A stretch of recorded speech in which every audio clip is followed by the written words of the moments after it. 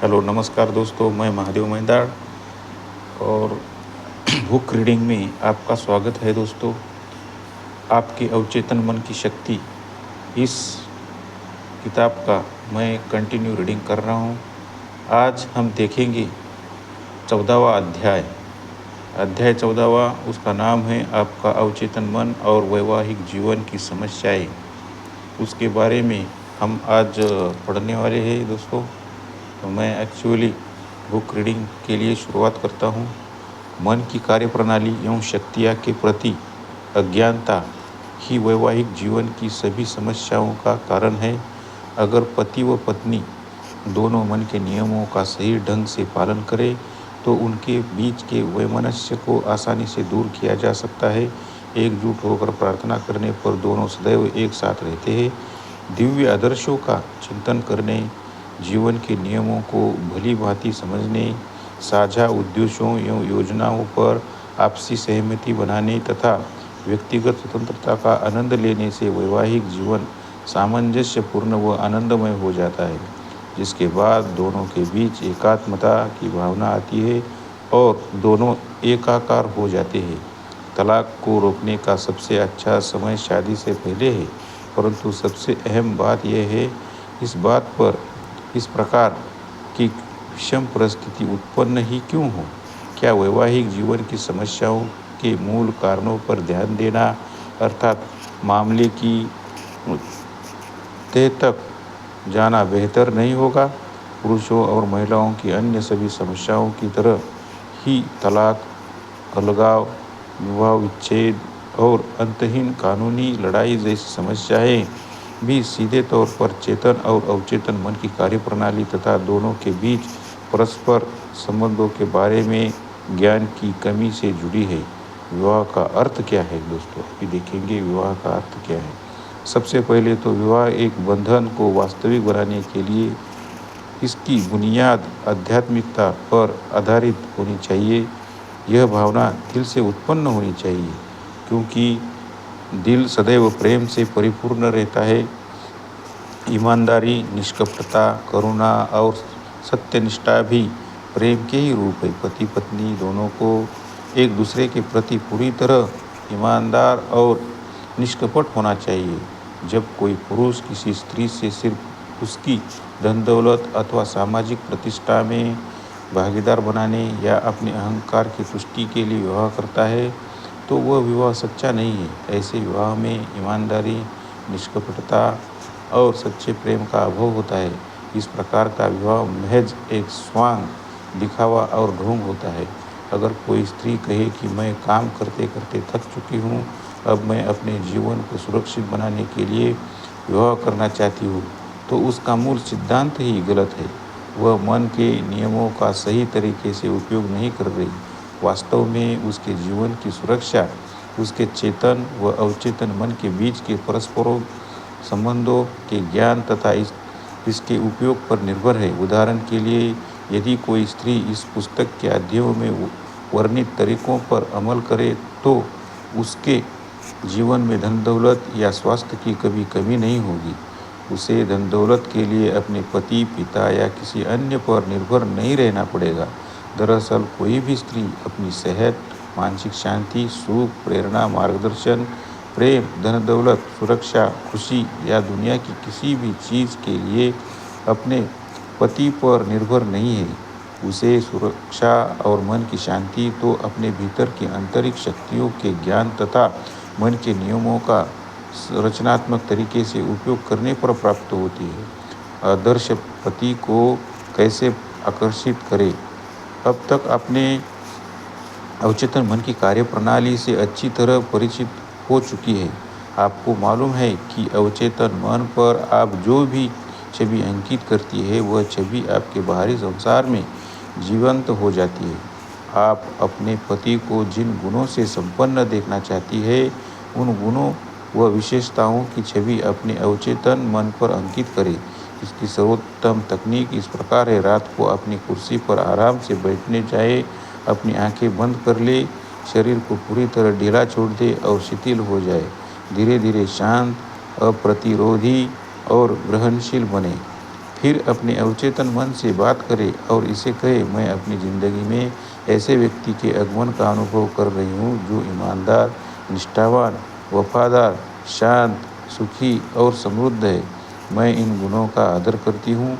वे सभी गुण मेरे अवचेतन मन में समाहित हो रहे हैं। जैसे जैसे मैं इन गुणों पर ध्यान केंद्रित करती हूँ, वे मेरे अवचेतन मन का हिस्सा बन जाते हैं और अवचेतन रूप से साकार हो जाते हैं। मैं जानती हूँ कि आकर्षण का नियम अटल है और मैं अपने अवचेतन मन के विश्वास के अनुसार ऐसे गुणों वाले पुरुषों को अपनी ओर आकर्षित करती हूँ। मेरा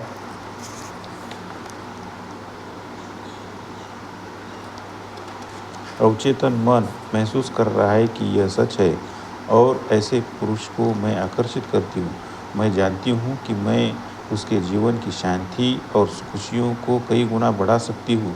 वह मेरे आदर्शों से प्यार करता है और मैं उसके आदर्शों से प्रेम करती हूँ। वह मेरे स्वभाव को बदलना नहीं चाहता है और मैं भी उसके स्वभाव को बदलना नहीं चाहती हूँ। हमारे बीच एक दूसरे के लिए प्रेम, स्वतंत्रता और सम्मान का भाव है। इस प्रकार के विचारों को अपने अवचेतन मन तक पहुँचाने का अभ्यास करें। फिर आपकी मानसिक कल्पना के अनुरूप गुणों एवं विशेषताओं वाला पुरुष आपके जीवन में आकर्षित होगा तथा आप अत्यंत प्रसन्नता का अनुभव करेंगी। आपके अवचेतन मन की बुद्धिमत्ता आपका मार्ग प्रशस्त करेगी और फिर अपने अवचेतन मन की प्रबल और अचल शक्तियों के प्रवाह से आप दोनों का मिलन होगा। अपने अंतर्मन में जीवन साथी को प्रेम, निष्ठा और सहयोग देने की गहरी इच्छा रखें। प्रेम से उस उपहार को स्वीकार करने के लिए तैयार रहें जो आपने अपने अवचेतन मन को दिया है। अभी अगला पॉइंट देखेंगे दोस्तों, आदर्श पत्नी को कैसे आकर्षित करें। इस कथन को दृढ़ विश्वास के साथ अंतर्मन में स्वीकार करें। मैं ऐसी महिला को अपने जीवन में आकर्षित कर रहा हूँ जिसके विचार मेरे विचारों के अनुरूप है। हमारा मिलन आध्यात्मिक है क्योंकि मेरे होने वाली जीवन संगिनी के मन मस्तिष्क में दिव्य प्रेम प्रवाहित हो रहा है।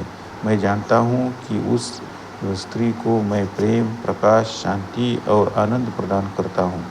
मुझे अनुभूति हो रही है और पूर्ण विश्वास है कि मैं उस स्त्री के जीवन को परिपूर्ण, समृद्ध और अद्भुत बना सकता हूँ।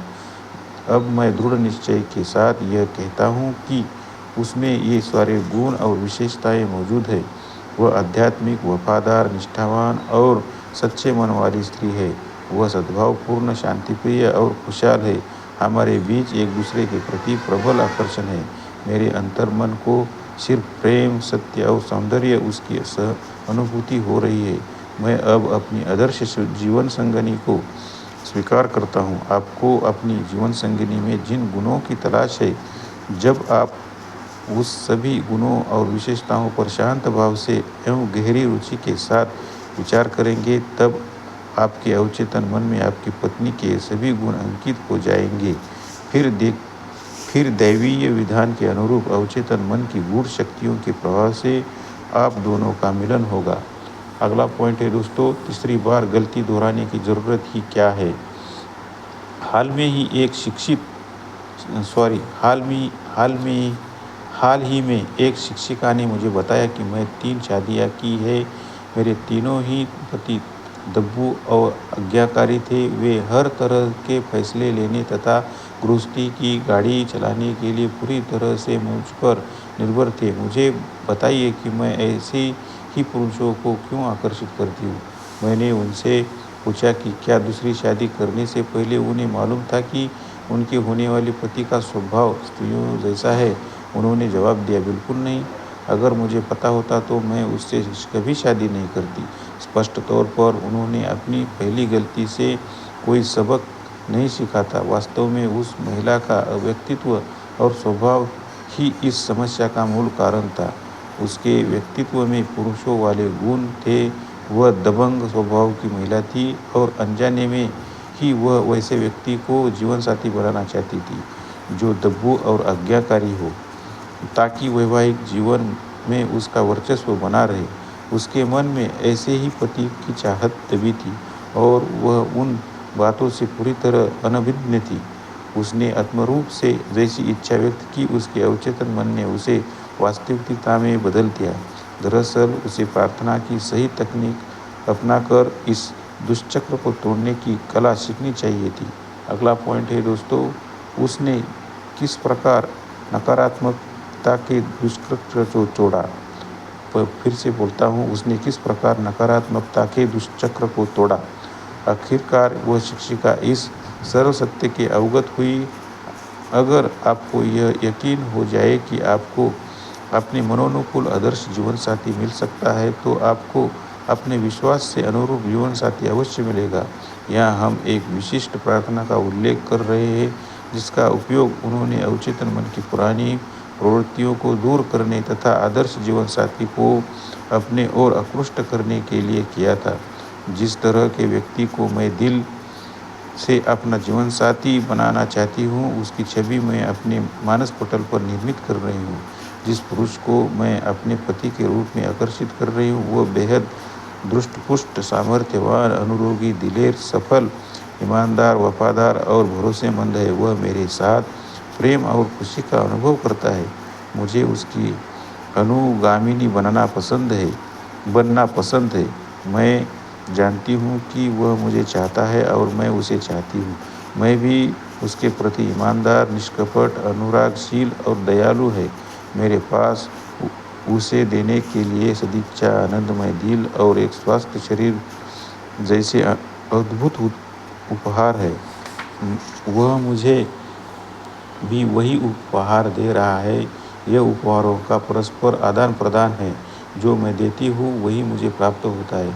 दिव्य बुद्धिमत्ता को उस व्यक्ति का पता मालूम है। मेरे अवचेतन मन की गहन बुद्धिमत्ता अब अपने तरीके से हम दोनों को एक साथ ला रही है और हम एक दूसरे को तुरंत पहचान जाते हैं। मैं इस अनुरोध को अवचेतन मन को सौंप रही हूँ, जिसे मेरे अनुरोध को वास्तविकता में बदलने का तरीका मालूम है। मैं सबसे उपयुक्त जवाब देने के लिए आभारी हूँ।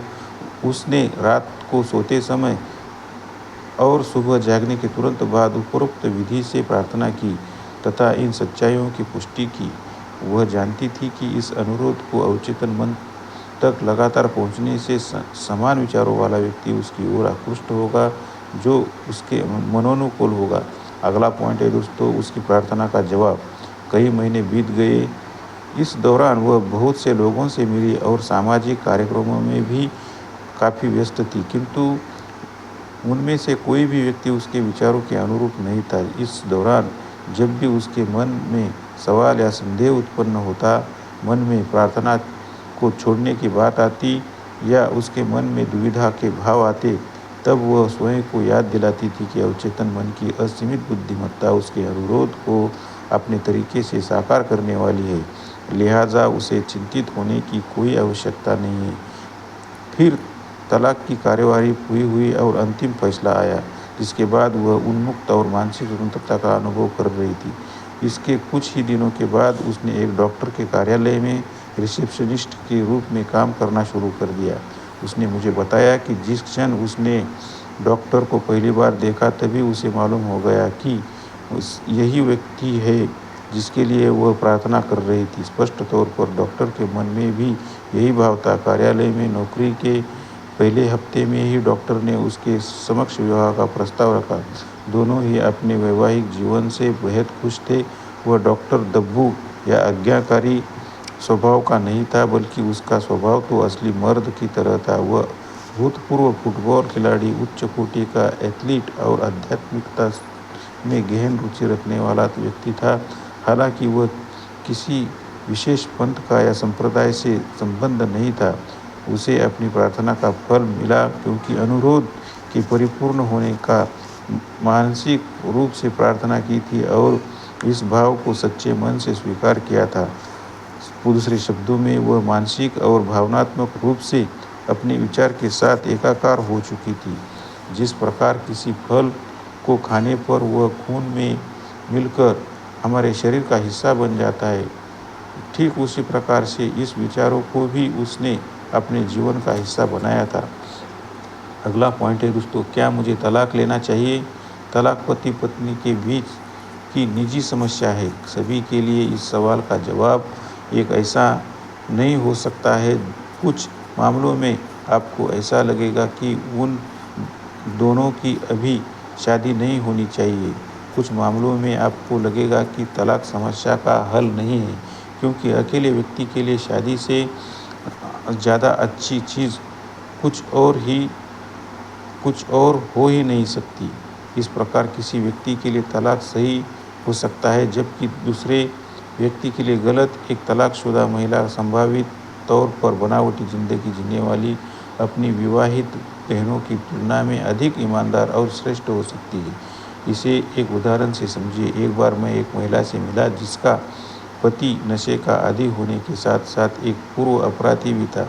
वह अपनी पत्नी के साथ मारपीट करता और उसी के पैसों से ज़िंदगी जीता था। किसी ने उसे बताया कि तलाक लेना गलत है।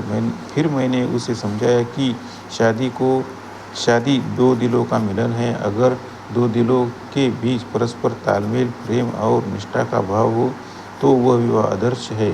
प्रेम तो दिल में बसी सबसे शुद्धतम भावना है। इसी स्पष्टीकरण से वह समझ गई कि उसे क्या करना चाहिए। उसे सच्चे दिल से यह बात समझ आ गई कि ऐसा कोई दैवीय विधान नहीं है जिसकी वजह से उसे भयग्रस्त या आतंकित रहना पड़े तथा अपने पति की फटकार और पिटाई सहन करनी पड़े, वह भी सिर्फ इसलिए कि किसी व्यक्ति ने उसे कहा था कि आज से आप दोनों पति पत्नी हैं। जब भी आपको समझ नहीं आए कि क्या करना है तो अवचेतन मन से मार्गदर्शन का अनुरोध करें। आपको विश्वास होना चाहिए कि अनुरोध का जवाब हमेशा मिलता है और आपको भी जवाब अवश्य मिलेगा। शांत मन से अपनी अंतरात्मा से मिलने वाले संकेतों को समझें और उस पर अमल करें। मानसिक शांति की अवस्था में ही इससे आपसे बात करता है। मानसिक शांति की अवस्था में ही यह आपसे बात करता है। अगला पॉइंट है दोस्तों, मन में तलाक का भाव उत्पन्न होना। हाल ही में एक युवा दंपत्ति से मेरी मुलाकात हुई जो विवाह के कुछ दिनों बाद तलाक लेने वाले थे। मुझे पता चला कि युवक को हमेशा इस बात का डर सताता था कि उसकी पत्नी उसे छोड़कर चली जाएगी। उसे लग रहा था कि उसकी पत्नी उसे स्वीकार नहीं करेगी और उसके प्रति वफादार नहीं रहेगी। उसके मन में लगातार यही विचार आ रहे थे जो धीरे धीरे उसके मन पर हावी हो गए। उसका नज़रिया अगलाव और संदेह की भावना से युक्त था। पत्नी भी उसके प्रति उदासीन रहने लगी। दरअसल यह उस युवक की अपनी भावना का परिणाम था, जिसकी वजह से एक दूसरे का साथ छोड़ने और अलगाव का माहौल बना गया। उसकी मानसिक प्रवृत्ति के अनुरूप ऐसी परिस्थितियों का निर्माण हुआ और वह इस प्रकार की कार्यवाही के लिए प्रेरित हुआ। क्रिया और प्रतिक्रिया या कारण और परिणाम का नियम अटल है। विचार क्रिया है और अवचेतन मन उसका जवाब ही प्रतिक्रिया है। फिर उसकी पत्नी ने घर छोड़ दिया और तलाक की मांग की। अंततः वही हुआ जिसका उस युवक को डर था और जिसकी आशंका उसके मन में थी। अगला पॉइंट है दोस्तों, तलाक की प्रक्रिया मन में शुरू होती है। तलाक की प्रक्रिया सबसे पहले मन में शुरू होती है। कानूनी कार्यवाही तो उसके बाद की बात है। उस युवा पति पत्नी के मन में आक्रोश, भय, संदेह और क्रोध के सिवा कुछ भी नहीं था।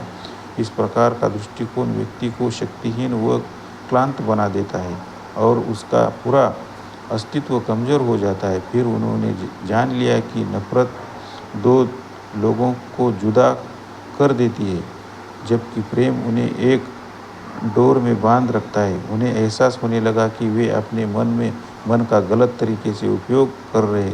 दोनों में से किसी को भी मानसिक क्रिया के नियम की जानकारी नहीं थी और वे नहीं जानती थी कि अपने मन के दुरुपयोग की वजह से ही उनका जीवन अस्त व्यस्त और दुखमय हो गया था।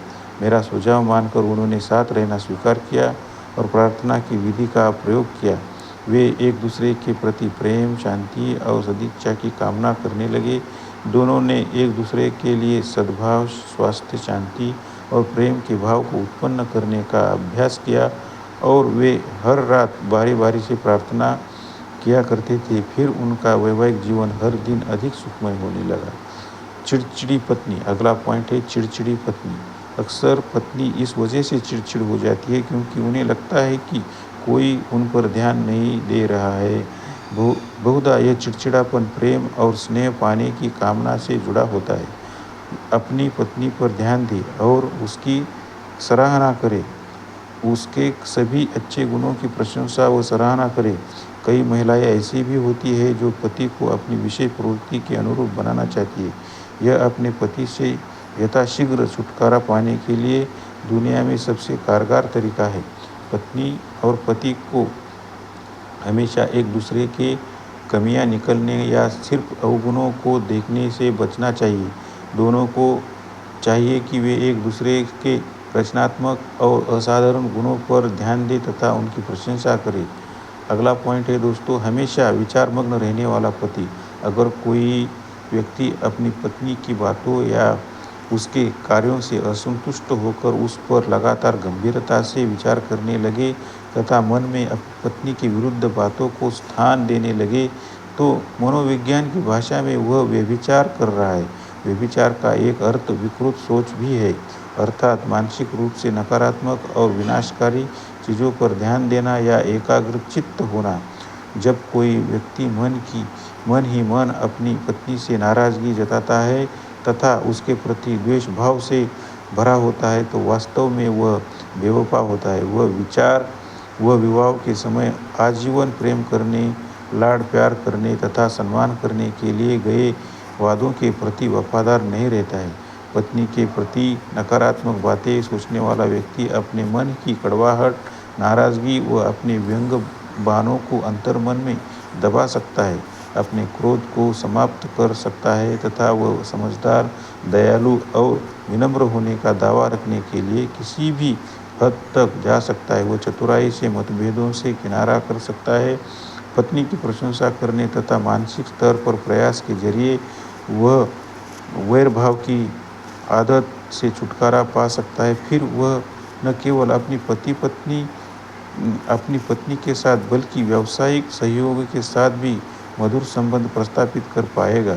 जीवन में सद्भावपूर्ण स्थिति की कल्पना करें और अंततः आपको जीवन में शांति व सद्भाव प्राप्त होगा। अगला पॉइंट है दोस्तों, सबसे बड़ी गलती। अपने वैवाहिक जीवन की समस्याओं या कठिनाइयों के बारे में अपने पड़ोसी और रिश्तेदारों से चर्चा करना सबसे गलती है। उदाहरण के लिए मान लीजिए कि एक पत्नी अपने पड़ोसन से कहती है, जॉन मुझे कभी पैसे नहीं देता है, मेरी माँ के साथ उसका बर्ताव काफ़ी बुरा है, वह बहुत ज़्यादा शराब पीता है तथा हमेशा अपमानजनक और आदरपूर्ण शब्दों का प्रयोग करता है। इस प्रकार वह पत्नी अपने पति को सभी पड़ोसियों और रिश्तेदारों की नज़रों में नीचे गिरा रही है। उन सभी की निगाहों में अब वह आदर्श पति नहीं है। इसके लिए कभी भी प्रशिक्षित परामर्शदाता को छोड़कर किसी दूसरे के साथ अपनी वैवाहिक समस्याओं पर चर्चा नहीं करें। क्या वजह है कि ज़्यादातर लोग आपकी शादी के बारे में नकारात्मक सोच रखते हैं। इसके अलावा जब आप अपने पति की इन खामियों पर दूसरों से चर्चा करती है और इन पर ध्यान केंद्रित करती है, तो वास्तव में आप अपने भीतर ऐसी परिस्थिति को उत्पन्न कर रही है। खामियां के बारे में कौन सोच रहा है और इसे महसूस कर रहा है? बेशक आप ही उन खामियां के बारे में सोचती है और महसूस करती है। जैसी आपकी सोच होगी और आप महसूस करेंगी, आपका जीवन भी वैसा ही बन जाएगा। आमतौर पर रिश्तेदार आपको गलत सलाह देंगे।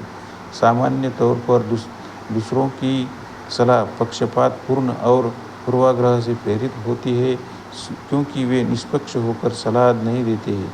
अगर आपको दी जाने वाली कोई भी सलाह स्वर्णिम सिद्धांतों का उल्लंघन करती है या सृष्टि के नियमों के विपरीत हो, तो ऐसी सलाह आपके लिए बेहतर या अच्छी नहीं है। इस बात को हमेशा याद रखें कि कोई भी दो मनुष्य एक ही छत के नीचे कभी भी स्वभाव में मतभेद, पीड़ा और तनाव के बिना नहीं सकते हैं। कभी भी अपने दोस्तों के समक्ष अपने वैवाहिक जीवन के दुखद पहलू का प्रदूषण नहीं करें। अपने झगड़े को अपने तक ही सीमित रखिए। अपने जीवन साथी की आलोचना और निंदा से बचें। अपने जीवन साथी अगला पॉइंट है दोस्तों, अपने जीवन साथी के स्वभाव को बदलने की कोशिश नहीं करें। एक पति का कभी भी अपनी पत्नी को अपने जैसे बनाने की कोशिश नहीं करनी चाहिए। अव्यावहारिक तरीकों से अपने जीवन साथी में बदलाव लाने की कोशिश नहीं करनी चाहिए, क्योंकि यह उनके स्वभाव के विपरीत है। इस प्रकार के प्रयत्न हमेशा मूर्खतापूर्ण होते हैं और कई बार इसके चलते वैवाहिक जीवन में दरार उत्पन्न हो जाती है। उनके स्वभाव को बदलने की कोशिश उनके गौरव और आत्मसम्मान को नष्ट कर देती है। इस प्रकार मन मुटाव और द्वेष की भावना जागृत होती है, जो विवाह के बंधन के लिए घातक है। निश्चित तौर पर पति पत्नी के लिए स्वयं को एक दूसरे के स्वभाव के अनुरूप ढालना आवश्यक होता है, लेकिन अगर आप अपने मन के भीतर अच्छी तरह झांकेंगे तथा अपने चरित्र और व्यवहार का अध्ययन करेंगे तो आपको बहुत सारी खामियां नजर आएंगी और फिर आप इन खामियों को दूर करने में आजीवन व्यस्त रहेंगे।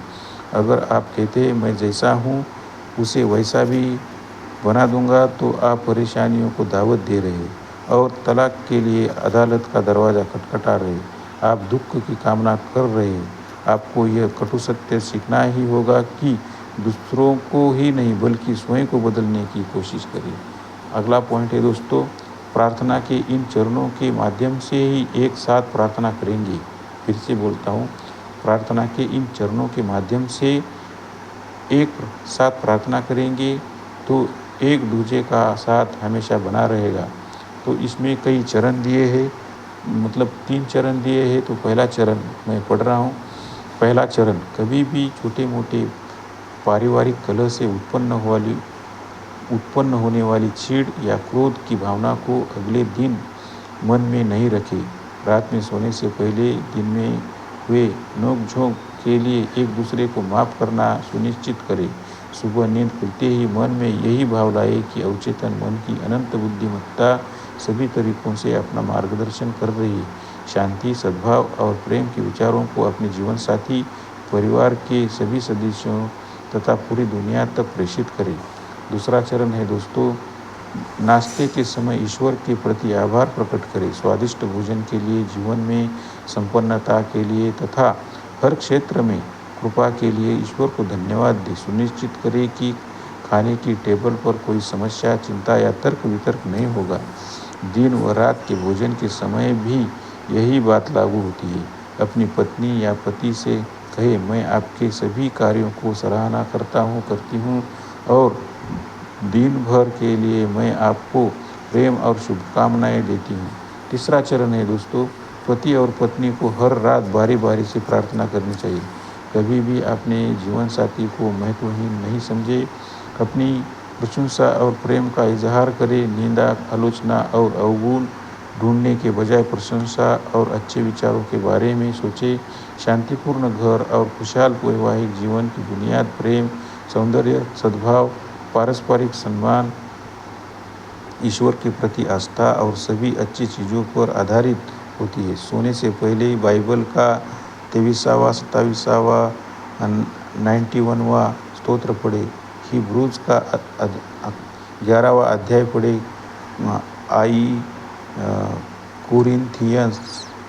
कोरिन्थियस का 13वां अध्याय पढ़े तथा बाइबल के अन्य स्तोत्रों को पढ़े। जैसे जैसे आप अंतर्मन में इन सच्चाइयों की अनुभूति करेंगे, आपका वैवाहिक जीवन आने वाले वर्षों में अधिक सुखमय होगा। अब अगला पॉइंट है दोस्तों, अपने कार्यों का पुनरावलोकन करें। तो पहला पॉइंट है, मानसिक और आध्यात्मिक नियमों के प्रति अज्ञानता ही वैवाहिक जीवन की सभी समस्याओं का कारण है। वैज्ञानिक रीति से एक साथ प्रार्थना करने पर आपको जीवन भर एक साथ रहने का सुख मिलता है। दूसरा पॉइंट है दोस्तों, तलाक को रोकने का सबसे अच्छा समय शादी से पहले ही है। सही तरीकों से प्रार्थना करने की कला सीखने के बाद आप अपने लिए उपयुक्त जीवन साथी को आकर्षित करने में सक्षम होंगे। तीसरा पॉइंट है दोस्तों, विवाह एक पुरुष और महिला का मिलन है जो प्रेम की डोर से बांधे होते हैं। उनके दिल एक साथ धड़कते हैं और वे साथ मिलकर आगे की ओर, नई ऊंचाइयों की ओर तथा ईश्वर की ओर आगे बढ़ते हैं। चौथा पॉइंट है, विवाह के बाद खुशियाँ विवाह के बाद खुशियाँ अनुदान में प्राप्त नहीं होती है। लोग ईश्वर के शाश्वत सत्यों और जीवन के आध्यात्मिक मूल्यों पर आस्था रखते हुए खुशियाँ प्राप्त करते हैं। इस तरह स्त्री व पुरुष एक दूसरे के सुख और आनंद में सहभागी बन जाते हैं। पांचवा पॉइंट है दोस्तों, आप किसी स्त्री या पुरुष में जिन गुणों एवं विशेषताओं की सराहना करते हैं, उन गुणों पर लगातार मनन करते हुए आप सही जीवन साथी को आकर्षित कर सकते हैं। फिर दैवीय विधान के अनुरूप आपका अवचेतन मन आपको वैसे ही गुणों वाले जीवन साथी से मिला देगा। छठा पॉइंट है, आपके मन में जिस तरह के जीवन साथी की इच्छा है उसे साकार करने के लिए आपने मानस पटल पर वैसा ही गुणों वाला जीवन साथी की छवि बनानी होगी।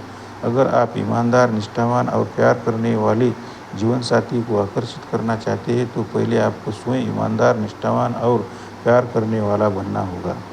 सातवां पॉइंट है दोस्तों, विवाह में गलतियों को बार बार दोहराने की ज़रूरत नहीं है।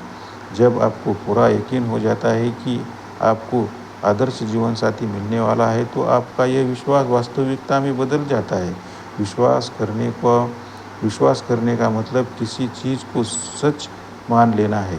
अपने लिए आदर्श जीवन साथी को इसी क्षण मानसिक रूप से स्वीकार करें। आठवां पॉइंट है दोस्तों, प्रार्थना शुरू करने के बाद मन में यह दुविधा नहीं होनी चाहिए कि आपको मनोनुकूल जीवन साथी कैसे, क्यों या कहाँ मिलेगा। बिना किसी संदेह के अपने अवचेतन मन की बुद्धिमत्ता पर भरोसा रखें।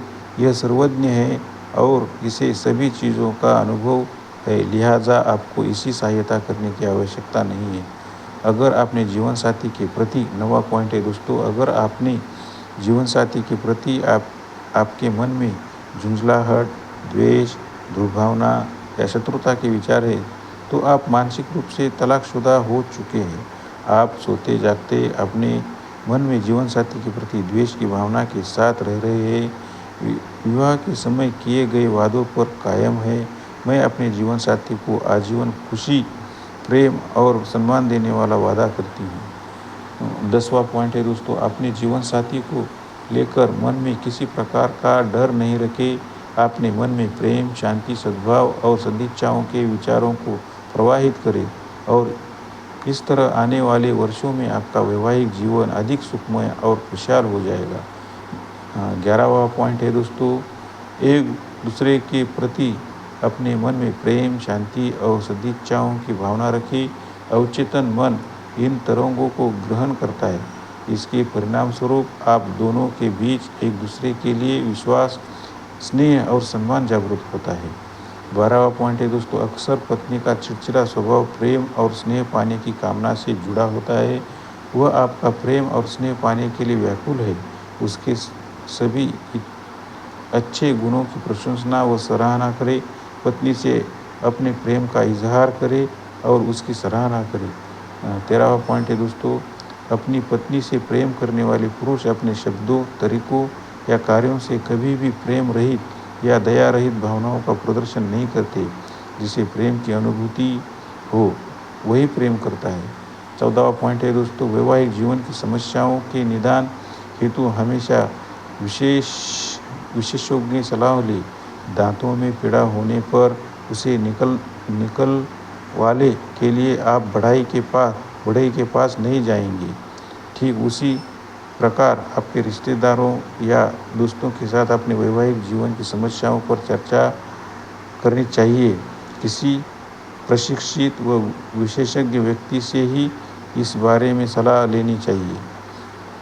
कभी भी अपने जीवन साथी के स्वभाव को बदलने की कोशिश नहीं करें। इस प्रकार के प्रयत्न हमेशा मूर्खतापूर्ण है तथा जीवन साथी के गौरव और आत्मसम्मान को नष्ट कर देते हैं। इसके अलावा इस प्रकार मनमुटाव और द्वेष की भावना जागृत होती है जो विवाह के बंधन के लिए घातक है। अपने जीवन साथी को अपने जैसा बनाने की कोशिश बंद करें। 16वां पॉइंट है दोस्तों, एक साथ प्रार्थना करें। एक साथ प्रार्थना करेंगे कि एक साथ प्रार्थना करेंगे तो एक दूसरे का साथ हमेशा बना रहेगा। वैज्ञानिक तरीके से प्रार्थना करने पर सभी समस्याओं का निदान संभव है। अपने मन में अपनी पत्नी की वैसी तस्वीर बनाए जैसे उसे होना चाहिए, अर्थात हंसमुख, होशियार, स्वस्थ और सुंदर। मन में अपने पति की वैसी तस्वीर बनाएं जैसा उसे होना चाहिए, अर्थात दृष्टपुष्ट, प्रभावशाली, प्रेम करने वाला, सद्भावपूर्ण और दयालु। अपने मन में इस छवि को बनाए रखें और आपको अनुभव होगा कि आपकी जोड़ी ईश्वर ने बनाई है तथा जीवन और वैवाहिक जीवन में सद्भाव और शांति की अनुभूति होगी। तो दोस्तों, इस प्रकार 14वां अध्याय कंप्लीट हुआ है। तो बहुत ही अच्छा टॉपिक है।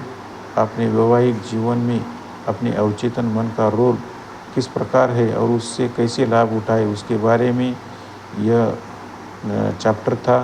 तो अभी हम 15वां चैप्टर अगले वीडियो में देखेंगे दोस्तों। तो उसके लिए आप सबको मेरी तरफ से गुड मॉर्निंग।